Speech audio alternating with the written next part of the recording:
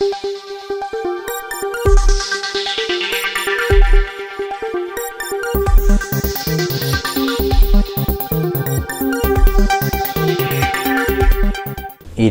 Pattuvam Vanivilasam ALP സ്കൂളിൽ നടന്ന പ്രവേശനോത്സവം മുതിർന്ന മാധ്യമപ്രവർത്തകൻ മടവൂർ അബ്ദുൽ ഖാദർ മാസ്റ്റർ ഉദ്ഘാടനം ചെയ്തു.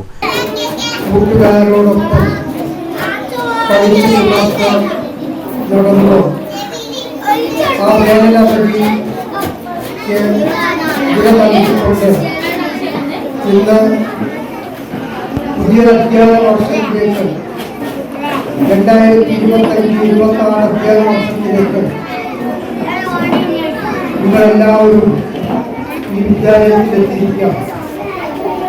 ഇന്ന് സംസ്ഥാനമൊട്ടാകെ പ്രവേശനോത്സവം എല്ലാ വിദ്യാലയങ്ങളിലും പഞ്ചായത്ത് തലങ്ങളിലും ഉപജില്ലാ വിദ്യാഭ്യാസ സംസ്ഥാന തലങ്ങളിൽ ഈ ശുഭമുഹൂർത്തം ആഘോഷിച്ചുകൊണ്ടിരിക്കുന്ന സന്ദർഭത്തിലാണ് PTA പ്രസിഡന്റ് ശരണ്യ നെടുവള്ളൂർ അധ്യക്ഷയായി.